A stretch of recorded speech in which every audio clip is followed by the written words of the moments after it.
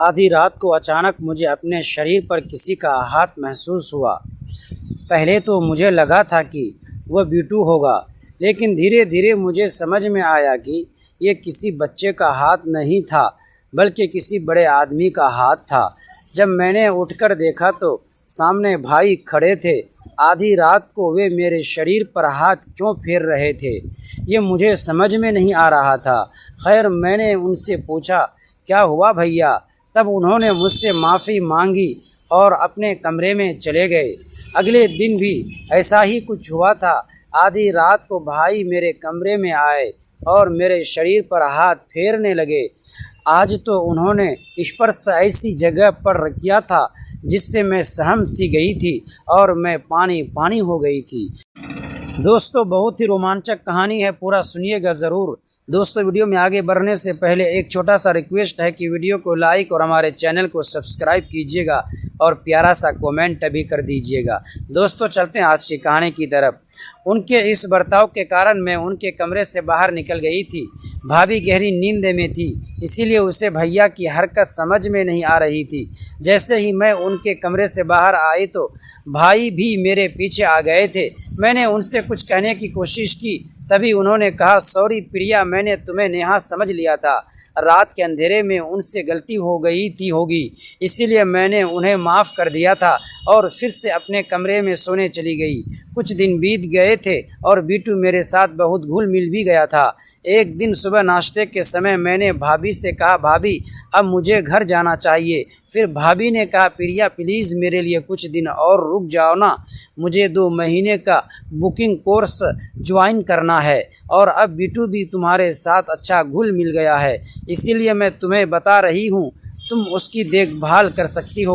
अगर तुम ऐसा करती हो तो मैं निश्चिंत होकर अपना कोर्स पूरा कर लूँगी। नेहा, पिछले 3-4 महीनों से मैं ये कोर्स करना चाहती थी, लेकिन बीटू किसी के पास भी नहीं रहता था।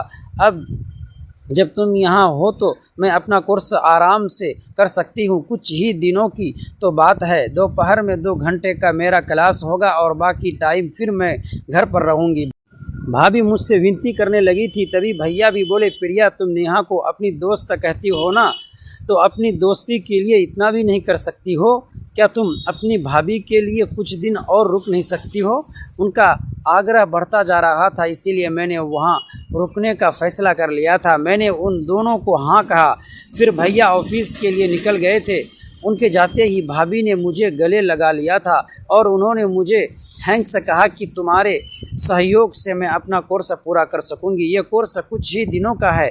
एक बार जब मैं बुकिंग सीख गई तो धीरे धीरे अपना खुद का बिजनेस बड़ा कर लूँगी। भाभी की खुशी देखकर मैं भी खुश थी। एक दिन दोपहर को भाभी अपने क्लास के लिए गई हुई थी और बीटू उस समय मेरे पास था। अचानक वह रोने लग गया था।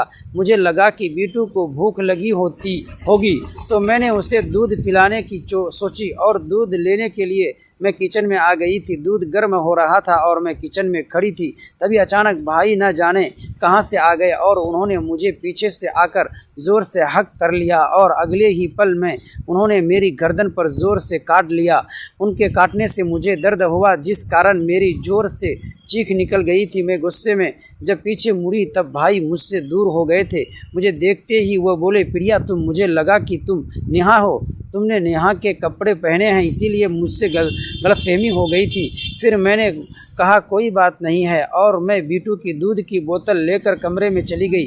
कुछ देर बाद भैया मेरी गर्दन पर लगाने के लिए बर्फ़ लेकर अपने कमरे में आए। उन्होंने कहा, प्रिया मेरी वजह से तुम्हें चोट लगी है, मुझे अच्छा नहीं लग रहा है, मेरी गलती की सज़ा मुझे मिलनी चाहिए। ऐसा कहते हुए वे अपने हाथ से मेरी गर्दन पर बर्फ़ मलने लगे। उनकी नज़रें मुझे कुछ ठीक नहीं लग रही थी। तब मैंने कहा, भाई आपकी मदद के लिए धन्यवाद, अब मुझे अच्छा लग रहा है, अब रहने दो। फिर मैं दोबारा बोली, भाई आप अभी कुछ घंटे पहले ही तो ऑफिस गए थे, आज इतनी जल्दी घर कैसे आ गए?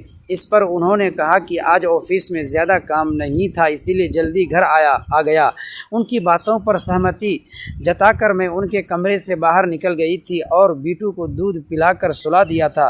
कुछ देर बाद भाभी भी घर आ गई थी और शाम को चाय पीते समय हम सब साथ में बैठे हुए थे। तब भैया ने कहा कि रात को हम डिनर के लिए बाहर चलेंगे। इस पर भाभी ने मना करते हुए कहा, रात को 6 बजे से मेरी बुकिंग की ऑनलाइन क्लास है। अमित, मैंने तुम्हें पहले ही बता दिया था। भाभी ने पहले ही अपने ऑनलाइन क्लास के बारे में भैया को बता दिया था, फिर भी भैया डिनर की बात कर रहे थे। इस पर भैया ने कहा, नेहा तुम सिर्फ अपने बारे में मत सोचो, अगर तुम डिनर पर नहीं जा सकती हो तो मैं प्रिया को बाहर ले जाता हूँ। वह पिछले कुछ दिनों से हमारे लिए कितना कुछ कर रही है। यह आने के बाद से घर में ही प्रिया को भी कभी बाहर जाना चाहिए।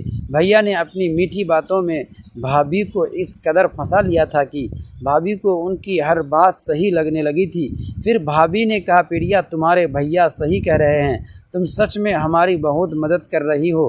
तुम घर में बोर हो गई होगी, शाम को तुम अपने भाई के साथ डिनर पर ज़रूर चले जाना। शाम को भैया मेरे कमरे में एक 1 पीस ड्रेस लेकर आए थे। फिर उन्होंने कहा, डिनर पर जाते समय ये ड्रेस पहन लेना, ये ड्रेस नेहा ने तुम्हारे लिए भेजी है। भैया की बातों में मुझे दम लगा था। मुझे महसूस हुआ था कि भाभी के नाम पर उन्होंने अपनी पसंद की ड्रेस मुझे लाकर दी है। फिर उसके बाद डिनर का समय हो गया था, इसीलिए मैंने वो ड्रेस ली और तैयार हो गई। जब मैं तैयार होकर बाहर आई तो भाभी ने कहा, अरे वाह, तुम तो अपने भाई के साथ डिनर पर जाने के लिए बहुत उत्सुक हो लग रही हो। भाभी की बातों से लगा था कि शायद ये ड्रेस उन्हें नहीं भेजनी थी। मैं उनसे कुछ पूछने ही वाली थी कि तभी भैया बोले, नेहा तुम्हारी ऑनलाइन क्लास का समय हो गया है, अब हम भी निकलते हैं, रात को जल्दी घर आ जाएंगे।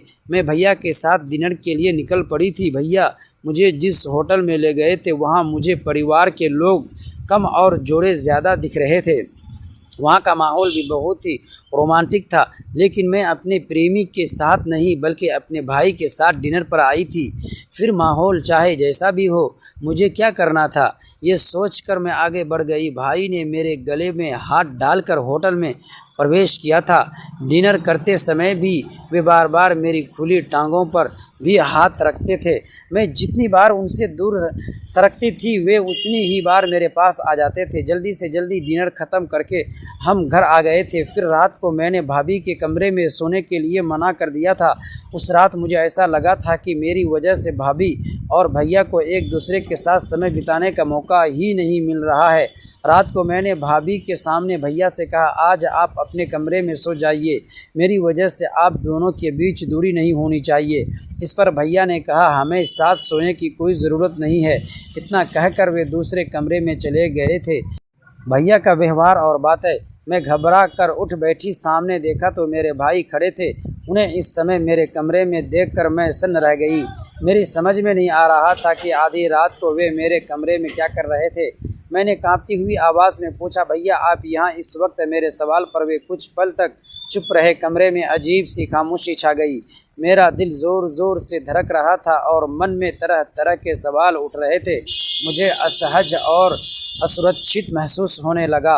मैंने तुरंत अपने ऊपर चादर ठीक की, बिस्तर से उठी और कमरे की बत्ती जला दी। अब मैं स्पष्ट रूप से जानना चाहती थी कि वे आधी रात को मेरे कमरे में क्यों आए थे। उस रात जो हुआ उसने मेरे मन में विश्वास और रिश्तों को लेकर कई सवाल खड़े कर दिए थे। मुझे समझ आ गया था कि इस घटना को नज़रअंदाज करना ठीक नहीं होगा। मैंने तय किया कि मैं इस बारे में किसी भरोसेमंद परिवारजनक या करीबी व्यक्ति से बात करूंगी।